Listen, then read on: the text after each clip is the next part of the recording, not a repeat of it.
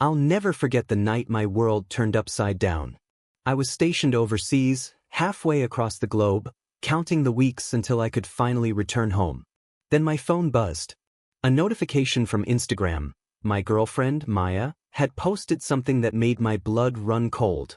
A glowing pregnancy announcement. She claimed she was 3 months along. My heart stopped. I had been deployed for 8. There was no way that child was mine. My hands trembled as I typed 4 words in the comments. Who's the father, Maya? Within minutes, the post went viral.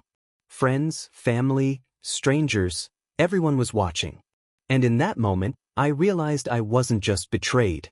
I was about to become the center of a storm I never asked for. My name is Adam Carter. I'm a U.S. Army specialist. 8 months into a deployment in the Middle East, I had grown used to dust, discipline, and the endless countdown until I could finally go home. What got me through the long days was one thing: Maya. We'd been together nearly 3 years. She wasn't just my girlfriend, she was the future I dreamed about. Marriage, kids, a stable life.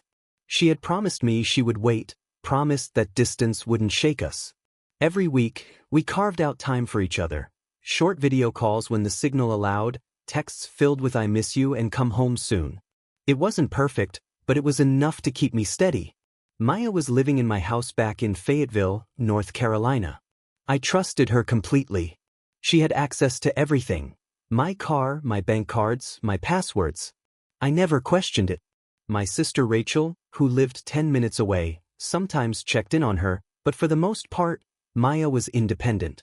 I liked believing she could handle life while I was gone. Then came the post.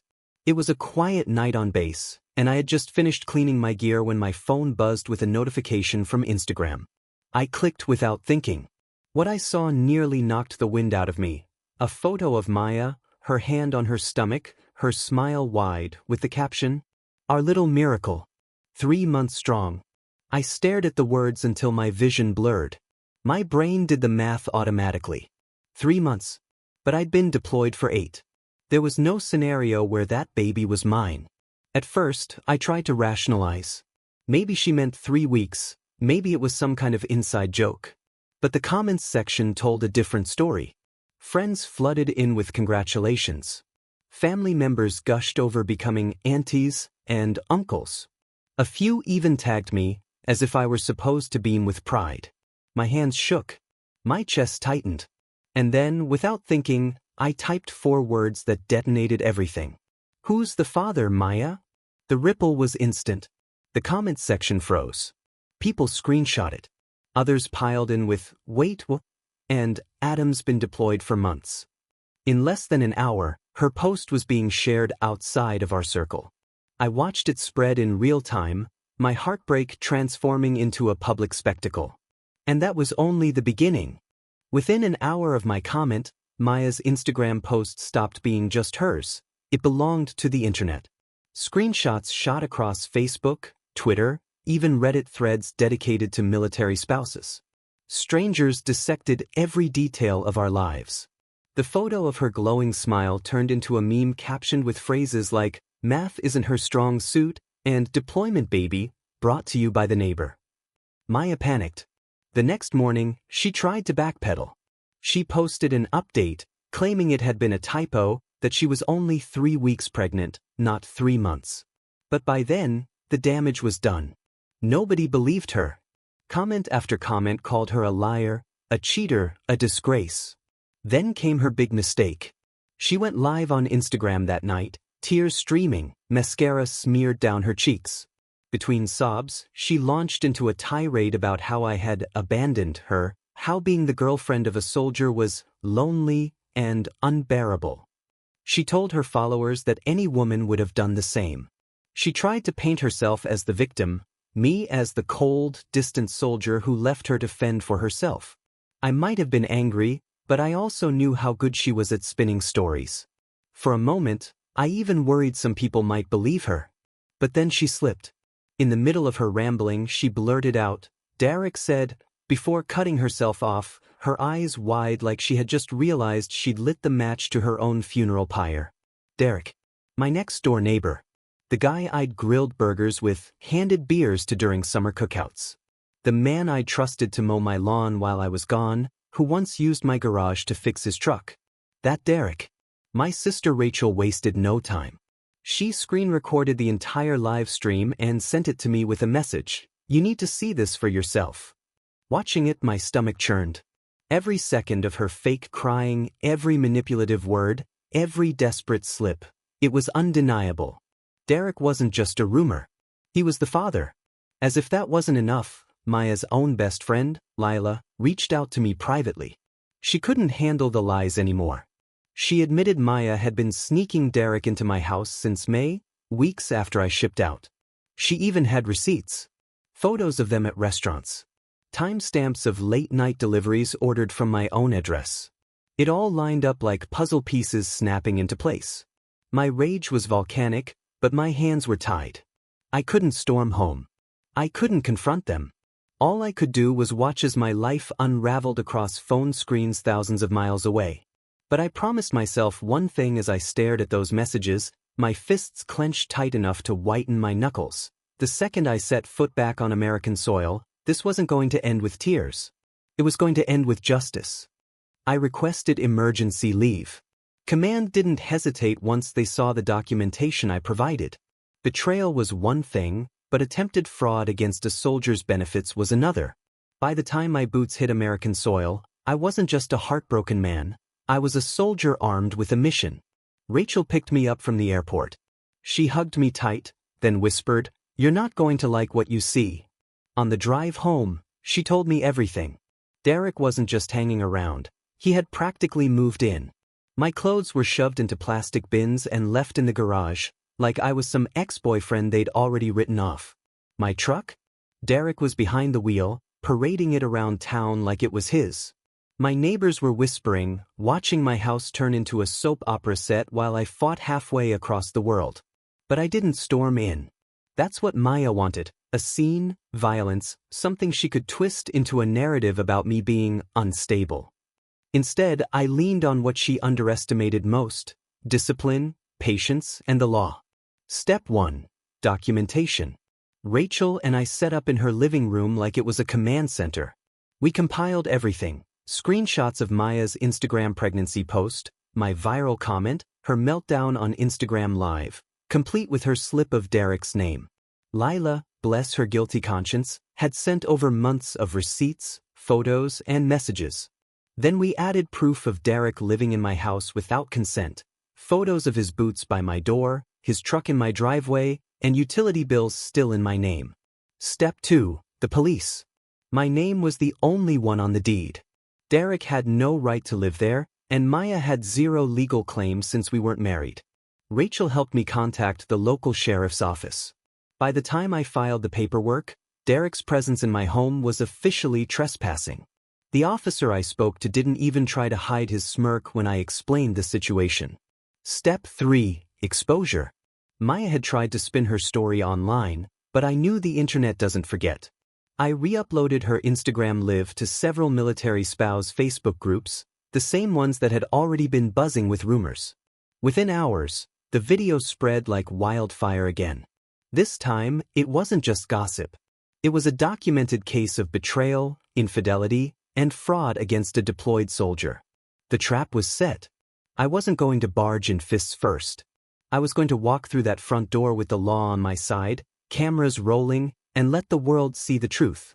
And when I did, Maya and Derek would learn the hard way: you don't steal from a soldier, and you sure as hell don't betray one without consequences. The night I came home, I didn't slip through the door quietly. I marched in with 2 uniformed police officers at my side. My boots echoed on the porch steps, and before I even turned the key, I heard the faint hum of the TV inside, the sound of cans clinking on my coffee table. The door swung open. There was Derek, sprawled across my couch like a king on a throne, one hand wrapped around a beer, the other gripping my remote. He didn't even flinch at first. He just looked at me with wide, glassy eyes, as if his brain couldn't quite process what was happening. Maya appeared from the hallway seconds later, wearing one of my old army t-shirts like it was hers. For a moment, silence. Then the officers stepped forward. Mr. Carter has legal ownership of this property. You have 5 minutes to gather essentials and leave, one of them announced. Maya's face crumpled instantly. Adam, wait, we can talk about this. She reached for me, mascara streaking down her cheeks. I didn't say a word. Derek tried the tough guy act, puffing out his chest. You can't just. Sir, the officer cut him off sharply, hand hovering over his belt. I suggest you cooperate. That was enough. Derek slunk back like a scolded child. 5 minutes later, they were shoving clothes into duffel bags, tripping over each other in a pathetic rush. Maya kept glancing at me, whispering, please, while Derek muttered curses under his breath. Outside, the scene had already drawn a crowd. Neighbors stood on porches, some holding phones high, recording every second. The same people who once congratulated Maya on her pregnancy now smirked and whispered. A few even laughed openly as the officers escorted them out. Public humiliation doesn't get much sharper than being thrown out of your lover's house in front of an entire neighborhood. But the chaos didn't end there. A week later, I learned Maya and her mother, Donna, had filed for spousal benefits through the Army. They claimed she was my dependent, trying to score monthly payments, housing allowances, even healthcare. Too bad for them, they overlooked one crucial detail. Maya and I were never married. The fraud was so blatant that the Office of the Inspector General flagged the claim immediately. Within days, an investigation was opened. While Maya tangled herself in legal trouble, Derek's world unraveled too. His mother, already embarrassed by the news, kicked him out of her house. You disgrace this family, she reportedly told him. With nowhere to go, he crashed on a buddy's couch, but that didn't last long either. Word spread fast in a small town. When his boss at the auto shop learned the truth, Derek was fired on the spot. Customers didn't want to be associated with him. And the internet? Oh, it never forgave. The hashtag who is the father Maya exploded across Twitter. TikTok users reenacted her Instagram live meltdown, complete with fake tears and the slip of Derek's name. Every time Maya tried to post something new, trolls flooded her comments with laughing emojis, baby bottle icons, and blue hearts. She deleted, blocked, re-uploaded, but the damage was permanent. She had become a walking meme. She tried reaching out to me directly again. First, it was begging, long paragraphs about how she'd been lonely, how Derek didn't mean anything, how we could still raise the baby together. When I didn't answer, she turned venomous, sending threats about how she'd ruin me, how she'd drag me into court for child support. But legally? That baby wasn't mine. The timeline proved it. DNA tests would prove it. She could scream until her lungs gave out. It wouldn't change the truth. Meanwhile, Donna, her mother, doubled down.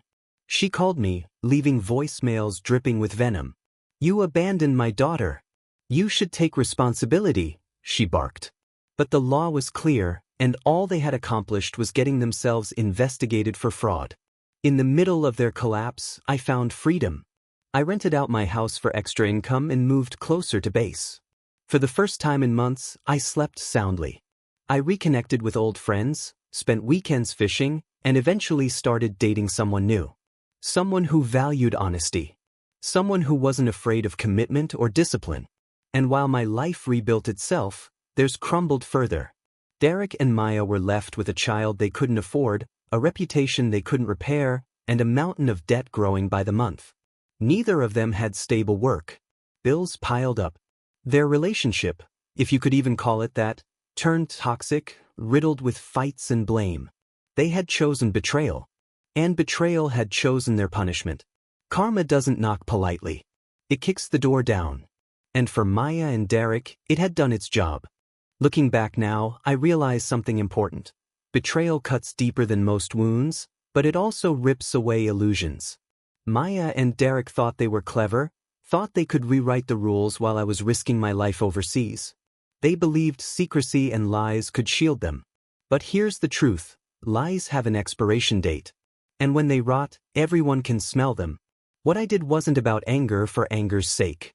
It wasn't about fists, screaming matches, or burning down bridges. My revenge was simple: patience, the law, and the undeniable weight of truth. No matter how slick the liars are, evidence always wins. Watching them collapse under the pressure of their own choices gave me more satisfaction than any punch ever could. The real lesson? Don't ignore the red flags. Don't let blind love turn into blind loyalty. It's easy to tell yourself excuses. She's stressed, he's just a neighbor, it's nothing. But deep down, your gut always knows. Listen to it. Protect yourself before it's too late. And here's something else. Never underestimate the quiet ones. People assume silence equals weakness, that patience means passivity. They couldn't be more wrong. Sometimes, the sharpest weapon isn't rage, it's strategy. It's waiting long enough for your enemies to destroy themselves while you stand steady, gathering strength. Today I'm free. I'm stronger. I've reclaimed my house, my dignity, and my life. I don't look back with bitterness, I look back with clarity. Maya and Derek gave me a brutal lesson, but it was also a gift. I now know the value of trust, the danger of denial, and the power of self-control. Their story ended in chaos. Mine began again in peace. And if you've been betrayed, know this, you don't need to set yourself on fire to get justice. You just need patience, proof, and the courage to walk away. I thought betrayal had broken me. In reality, it forged me into someone unshakable. That was my story, the betrayal that nearly broke me, the chaos that followed, and the justice that finally gave me peace. But now it's your turn. Have you ever been cheated on, deceived, or betrayed by someone you thought you could trust with your life? I want to hear it.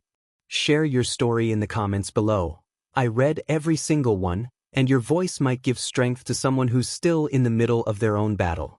And if you crave more true cheating stories, jaw-dropping betrayals, and satisfying moments of revenge, make sure you subscribe and hit the notification bell. Trust me, the next story I'm about to drop is even more shocking, you won't want to miss it.